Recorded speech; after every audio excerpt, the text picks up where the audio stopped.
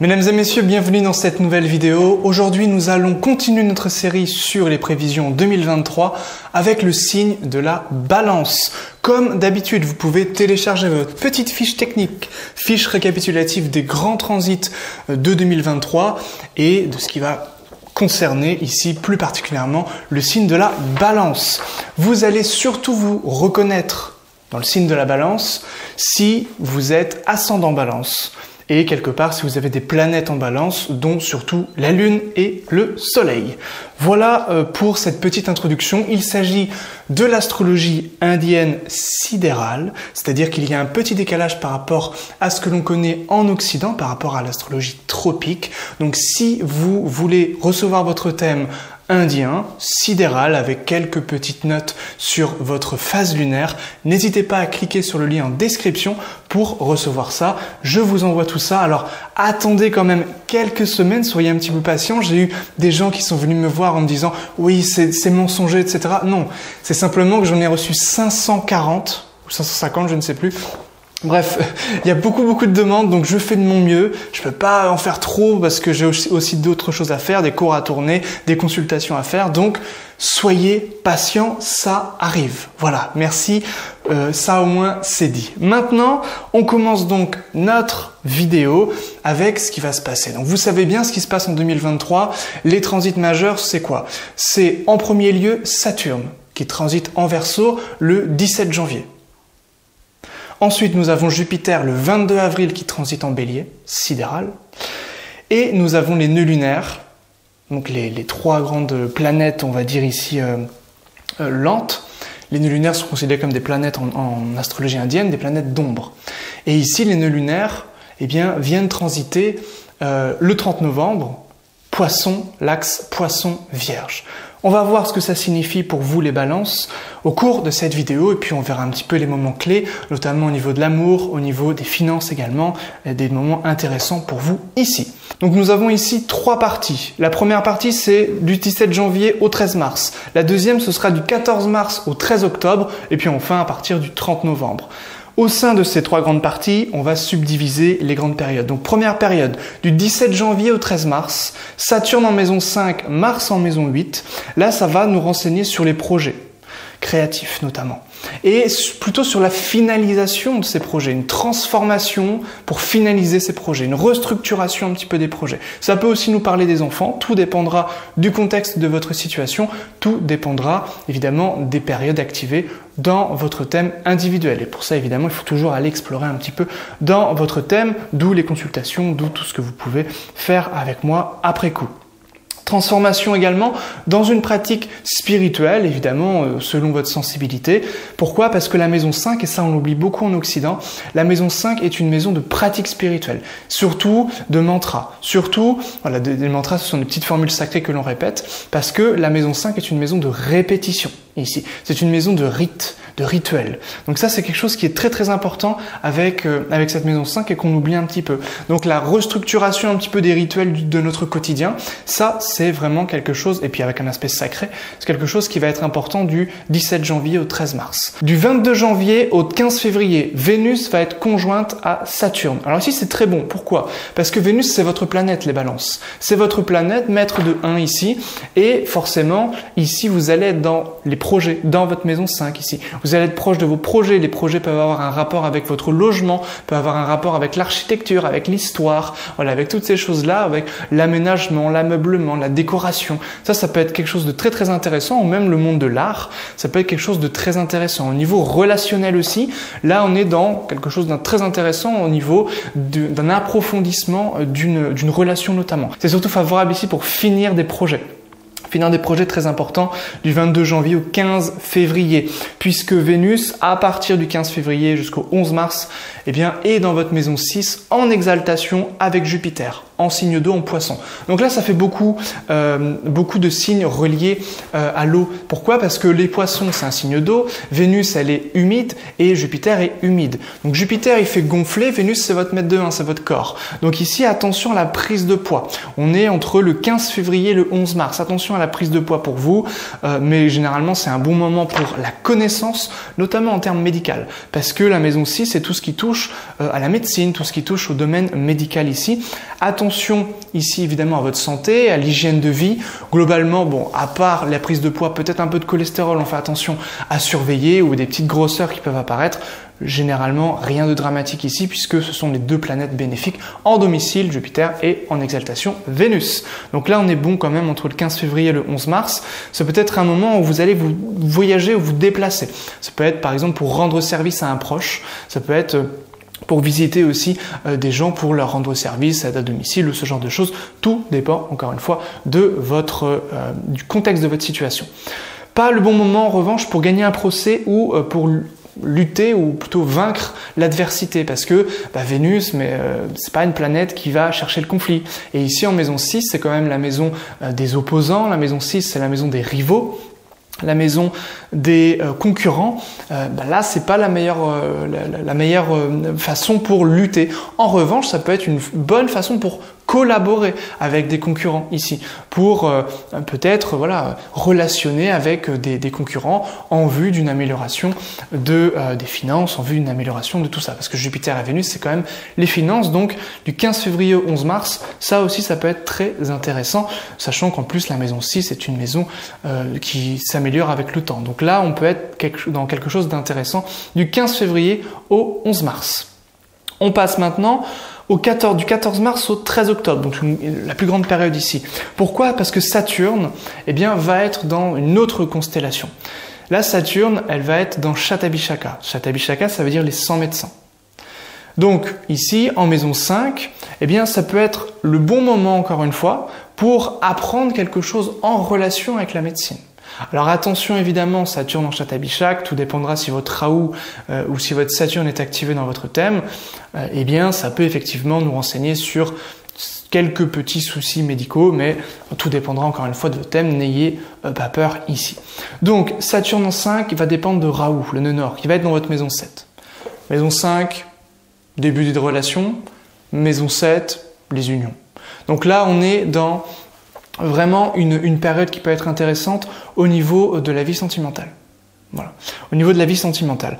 Du 14 mars au 13 octobre. Et ça, c'est vraiment pour vous en 2023, les balances, ce qui est le plus favorisé. C'est-à-dire le domaine sentimental. Pourquoi? Parce que vous avez votre nœud nord en maison 7. Et à partir du 22 avril, Jupiter arrive ici dans votre maison 7 en bélier. Alors, Saturne dans la maison 5, ça peut faire en sorte que ça peut quand même prendre un petit peu de retard, de délai. Ça peut se faire un petit peu à la force du poignet, entre guillemets. C'est possible. Ça peut prendre un petit peu de retard, mais la relation peut être profonde aussi. Ça, c'est quand même quelque chose d'intéressant. Et évidemment, Rahu en 7, Ketu en 1, ne pas s'illusionner non plus trop sur les partenariats, sur les relations, sur le début d'une relation, sur les unions, ici. Attention à se contenter aussi de ce que la vie vous offre. Attention à toutes ces choses-là. Ça peut être aussi des projets reliés au voyage, entre le 14 mars et le 13 octobre. Et ça sera surtout favorisé, encore une fois, du 22 avril au 21 juin, parce que Jupiter va rentrer donc en bélier dans une petite constellation qui s'appelle Ashvini.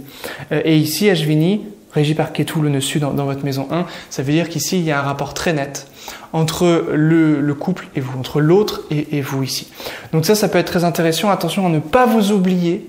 Ketu en maison 1, vous allez être préoccupé, attiré, vous allez penser constamment à l'autre. Attention à ne pas vous oublier vous-même. Alors évidemment, ça peut être aussi, tout dépend du contexte de la situation, si vous êtes en période de Jupiter, l'autre, c'est-à-dire votre conjoint, votre partenaire, qui peut avoir quelques petits soucis de santé et qui va être amené comme ça à trouver des solutions dans le domaine médical. Ça, c'est vrai, ça peut être possible, et ces solutions auront surtout un goût vous allez trouver des solutions à travers des remèdes naturels, notamment des plantes, ou du mantra, du tambour chamanique, des choses comme ça qui sont très naturelles et qui sont reliées à la vibration, qui sont reliées un petit peu au domaine spirituel. Pourquoi je dis ça? Parce que Saturne, n'oublions pas, est en Shatabishak. Les 100 médecins, ça veut dire. Et souvent, on peine à trouver des remèdes, en fait, que la médecine moderne, nous propose. Donc, on va plutôt rechercher des choses naturelles, dont les plantes, ici. Voilà des choses toutes simples. Ensuite, évidemment, donc du 22 avril au 21 juin, le sentimental reste quand même très favorisé ici. Ça peut être aussi une petite frustration vis-à-vis de vous-même. Voilà, l'autre peut prendre quand même beaucoup de place parce que Jupiter est une planète d'excès, Raoult une planète d'excès. Vous avez un amas planétaire dans cette maison 7. La maison 7, donc le partenaire, va prendre ici beaucoup de place. Du 18 octobre au... alors déjà, oui, on est déjà passé au 18 octobre. Du 18 octobre au 17 novembre, vous allez comprendre pourquoi je parle de tout ça. Tension possible avec le réseau social, ici. Risque de conflit. C'est pas le meilleur moment pour concrétiser des projets. Attention également à la fièvre, Soleil, Ketu, Mars, parce qu'il va être dans votre maison 1 et aux inflammations. Fièvre, inflammation, attention au conflit, maître de 11 ici, le Soleil en chute.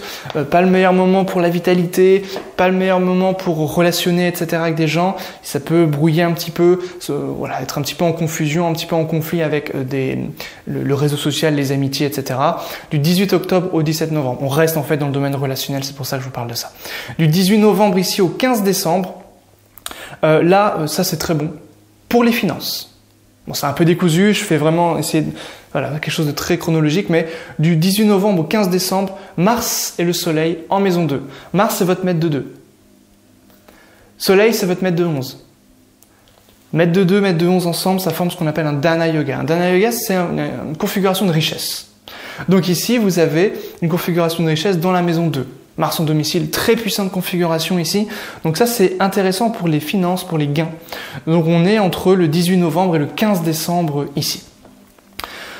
Vous finissez l'année avec Vénus en Balance. Donc ça, c'est très intéressant. C'est parfait pour votre force de caractère, pour la confiance, pour les relations ici, pour lancer de nouvelles initiatives, pour l'introspection, parce que Vénus est aussi maître de la maison 8. Donc la transformation intérieure, la transformation de votre identité ici, de votre image aussi. C'est-à-dire que, voilà, le maître de 8 en maison 1, l'introspection, savoir qui on est vraiment, notre propre identité profonde ici et très très spirituelle, c'est quelque chose de très favorable ici.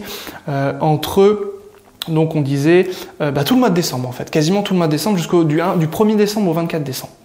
Voilà, alors le Soleil et Mercure en Moula Nakshatra, ça c'est toute fin d'année. Attention à ne pas trop dépenser. Parce que donc Soleil et Mercure, que j'explique. Soleil, maître de 11, c'est l'argent, en gros. Et effectivement, dans le nakshatra de Moula, Moula, c'est le trou noir. Donc, c'est relié voilà, à tout ce qui absorbe. Et le Ketu, Régie Moula, va être en 12, donc ça peut effectivement donner des dépenses. Alors, on revient un petit peu ici, du 10 mai au 30 juin, Mars en chute en 10. Donc là, on va plutôt parler de la carrière. Donc ça peut être une période un peu favorable pour les partenariats. Pourquoi? Parce que Mars est maître de 7 en chute dans votre maison 10. Donc ça peut être un petit peu compliqué au niveau de l'entente au travail, au sein du travail, dans la carrière. Alors Mars est en force directionnelle dans la carrière, en maison 10. Donc Mars est en force directionnelle en maison 10, donc ça peut être quand même intéressant au niveau professionnel, mais comme il est en chute, la maison 7 va être un petit peu perturbée, donc ça peut ici, voilà, peut-être l'arrivée d'une nouvelle personne dans la carrière qui fait que finalement vous la sentez pas trop, ça se passe pas toujours très bien, cette personne peut un petit peu prendre un petit peu l'ascendant, bon, ou prendre beaucoup de place, c'est pas forcément ce qui vous sied le mieux, ça peut être aussi une personne un petit peu ambitieuse, bon, c'est pas forcément vous, ascendant Balance, qui vous correspond le mieux ici, donc ça peut être un petit peu délicat à gérer ici. On est entre le 10 mai et le 30 juin. C'est pas le meilleur moment non plus pour les prises de décision.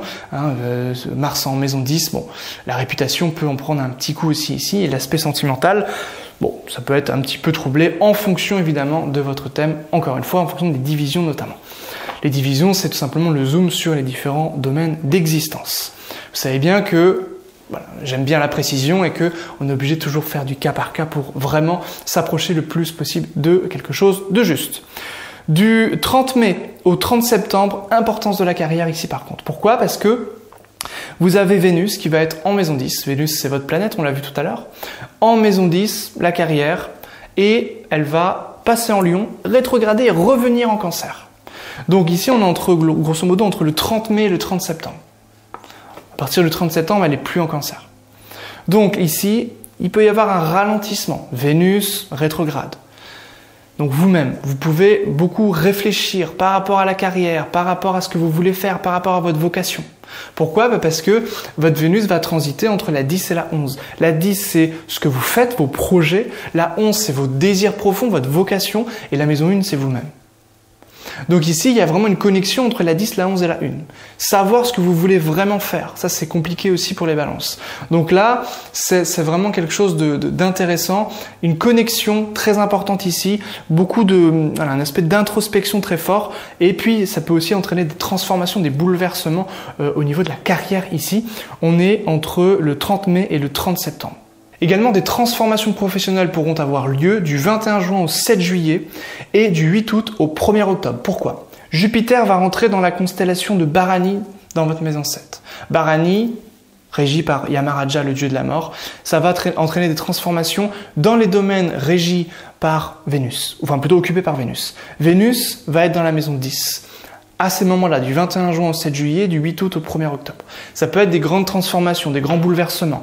Et ça va évidemment nous renseigner sur ce qu'on a dit tout à l'heure, c'est-à-dire la rétrogradation de Vénus qui est dans cette maison 10. Donc là, on a des choses qui peuvent ralentir, des transformations, des choses très puissantes qui se passent au niveau de votre carrière pour vous, ascendant Balance. Et puis enfin, du 30 novembre à 18 mois après, c'est-à-dire à partir du 30 novembre, les nœuds lunaires sont dans votre maison 6-12. Donc là, les nœuds lunaires étaient, jusqu'au 30 novembre, vont rester d'ailleurs dans la maison 1-7. Donc, importance d'autrui, importance de relationner. L'idée d'être au service de l'autre. L'idée qu'on peut s'oublier un petit peu, qu'on peut être un petit peu insatisfait de soi, qu'on peut se fatiguer un petit peu pour les autres, beaucoup, se sacrifier un peu. Et bien là, à partir du 30 novembre, ce dialogue va changer.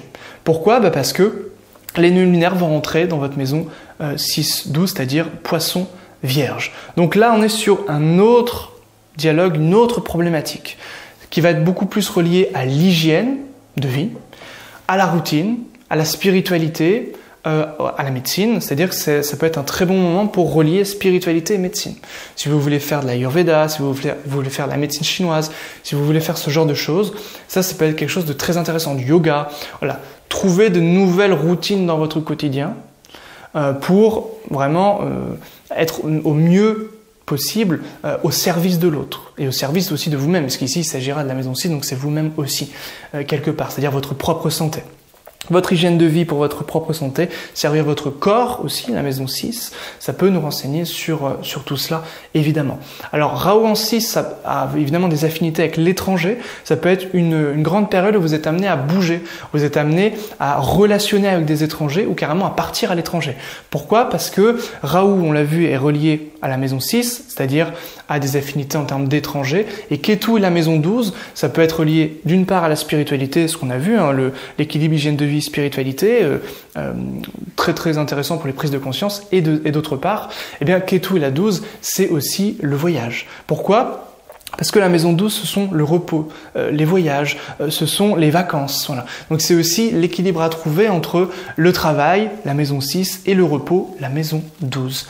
Voilà un petit peu des choses, les grandes lignes pour vous, Balance pour 2023. Je vais m'arrêter ici pour ne pas que la vidéo dure trop longtemps. J'essaie de faire en sorte que les vidéos aient la même durée. Donc si ça vous a plu, n'hésitez pas à liker, à commenter et puis à poser vos questions en commentaire. On se retrouve bientôt donc pour le prochain signe. N'hésitez pas à me mettre en commentaire le prochain signe que vous souhaitez voir sur cette chaîne. N'hésitez pas à partager la vidéo et on se dit à très bientôt. Bye bye.